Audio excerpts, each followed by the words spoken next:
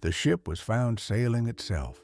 Full cargo, 6 months of food, personal belongings untouched, no crew, no bodies, no distress signal, no blood, and the last log entry, written 10 days before the ship was found, described nothing unusual. Moderate weather, a position near the Azores, nothing alarming, nothing wrong. 10 people sailed out of New York Harbor on November 7, 1872. None of them were ever seen again. December 4, 1872. The Atlantic Ocean, 400 miles east of the Azores. A Canadian merchant vessel named the De Gratia spots a brigantine drifting erratically on the open sea. Captain David Morehouse recognizes the ship immediately. It is the Mary Celeste, an American merchant vessel that had left New York Harbor just 27 days earlier, carrying a cargo of 1,701 barrels of industrial alcohol, bound for Genoa, Italy. Morehouse knows the captain personally. He sends a boarding party to investigate. What they find stops them cold. The Mary Celeste is completely seaworthy. Her hull is intact. Her sails are partially raised. Her cargo is untouched. The 6-month supply of food and fresh water is fully stocked. The crew's personal belongings, clothing, boots, pipes, razors, family photographs, are neatly stored in their quarters exactly as they were left. A vial of sewing machine oil is found standing perfectly upright. The ship's last log entry, written on November 25th, records moderate weather and a position near the Azores. Nothing unusual, nothing alarming. But every single person aboard the Mary Celeste has vanished. Captain Benjamin Briggs, his wife Sarah, their 2-year-old daughter Sophia, 7 crew members, 10 people in total. Experienced, trusted, handpicked, gone. The only lifeboat is missing. One of the ship's 2 pumps has been disassembled. 3.5 feet of water slosh in the hold. Not enough to sink the vessel, not enough to justify abandoning her. The ship had been sailing herself across the Atlantic for 10 days with no one at the wheel. The formal inquiry began in Gibraltar in December 1872. Vice Admiralty Attorney Frederick Solly Flood conducted the investigation, and he was immediately suspicious, not of what had happened to the crew, but of the salvage party. He suspected the De Gratia crew had murdered the Mary Celeste's passengers and then staged the discovery to claim the salvage reward. He examined the ship obsessively. His team found cuts on the bow, possibly made by a sharp instrument. They found stains on the captain's sword and on a ship's rail that appeared to be blood. He was certain this was murder. Laboratory analysis later proved the stains were not blood, they were rust or fruit stain. The sword marks were consistent with age and water damage. No evidence of violence anywhere aboard the ship was ever confirmed. Frederick Solly Flood had spent months investigating the wrong theory. The De Gratia crew received a salvage payout, though at a reduced rate, suggesting the inquiry still harbored doubts, even without evidence. No charges were filed, no suspects were named. Captain Briggs, his family, and his crew were never heard from again. The question that has never been answered is not simply where they went. It is why a decorated captain, a devout, experienced, sober man who had spent his life at sea, would abandon a perfectly seaworthy ship in the middle of the Atlantic with 6 months of supplies aboard. Abandoning a sound vessel is the absolute last resort of a mariner. It is the decision you make when the alternative is certain death. And yet every piece of evidence aboard the Mary Celeste suggests the ship was in no immediate danger when she was deserted. So what did Captain Briggs see, or believe he saw, that made him order 10 people into a lifeboat and leave? The leading theory today centers on the cargo. The Mary Celeste carried 1,701 barrels of industrial methanol, a volatile, highly flammable substance. During the voyage, The ship had encountered 2 weeks of rough Atlantic weather. When investigators examined the cargo hold in Gibraltar, 9 of the 1,701 barrels were found empty, but not from theft or siphoning. The barrels had leaked. In a confined hold during heavy weather, leaking methanol generates invisible, odorless vapor that can accumulate without warning and ignite explosively if it reaches a heat source.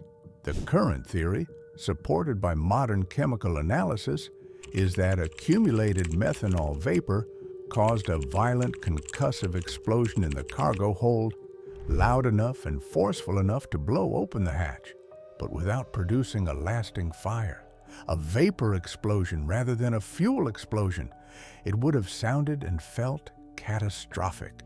It would have appeared to everyone on deck as though the ship was about to detonate.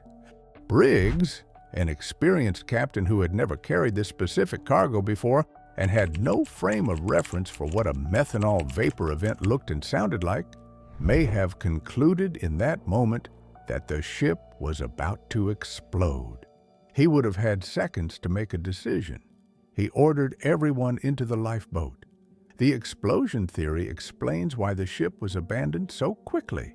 Personal items left behind, a meal reportedly in preparation in the galley, the sewing machine oil still standing upright. It explains why one pump was disassembled. The crew may have been checking the hold for flooding when the event occurred. It explains why there was no sustained fire aboard. What it cannot explain is what happened next. The boarding party from the Dei Gratia reported that a halyard, a heavy rope used to control the sails, had been found broken and hanging over the side of the ship. The most credible reconstruction of events suggests Briggs used this halyard to keep the lifeboat attached to the Mary Celeste after abandoning her. The plan, almost certainly, was to follow the ship at a safe distance until it became clear whether she was actually going to explode.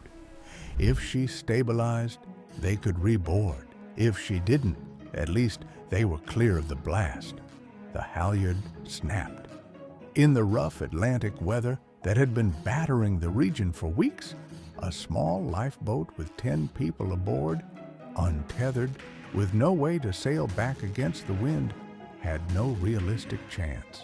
Captain Briggs, his wife, his daughter, and 7 crew members almost certainly drowned within hours of leaving the ship they had abandoned to save themselves.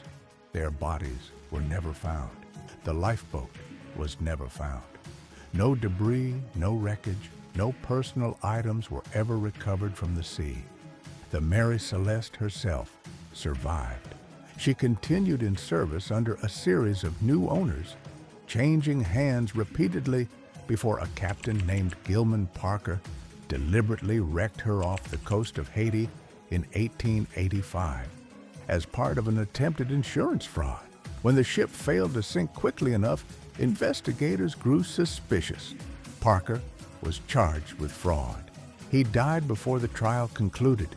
Even the ship's final chapter ended in a crime that was never fully resolved. The mystery of the Mary Celeste entered popular culture when Arthur Conan Doyle, creator of Sherlock Holmes, published a fictionalized account of the story in 1884, just 12 years after the ship was found. His version involved a survivor, a racial conspiracy, and a violent massacre that bore no relation to the actual evidence. It was wildly successful. It was entirely fabricated. And for decades, the fictional version became more widely believed than the factual one, a pattern that has continued to distort public understanding of this case ever since. The ship's name became a byword in the English language.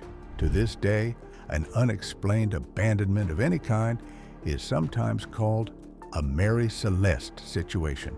Her story has been adapted into novels, films, documentaries, and plays. Every few years, a new theory surfaces. Every few years, it fails to account for all the evidence. That collision between what is known and what has been invented has followed the Mary Celeste for 150 years. The vapor explosion theory is the most scientifically credible explanation investigators have produced. Modern oceanographers have modeled the currents. Modern chemists have analyzed the methanol behavior. Documentary filmmakers commissioned full reconstructions of the scenario. And still, no physical evidence has ever been recovered to confirm it. No lifeboat, no remains, no final log entry, nothing from the 10 people who left that ship and were never seen again. Captain Benjamin Briggs was 37 years old. He was a native of Marion, Massachusetts, from a seafaring family. His father was a ship captain. His older brother was a ship captain. He had spent his entire adult life at sea and had earned a reputation among shipping agents as one of the most reliable commanders in the Atlantic trade. He did not drink. He was described by everyone who knew him as calm, methodical, and experienced. He was the last man anyone would expect to abandon a sound ship in open water without cause. Whatever he saw or believed he saw, on the morning of November 25, 1872, convinced him that leaving the Mary Celeste was the only choice he had. He was wrong. The Mary Celeste was found on December 4, 1872. 10 people vanished from her decks. 153 years later, not one of them has ever been accounted for. And somewhere in the North Atlantic, a lifeboat drifted into weather that offered no mercy. The ship sailed on without them.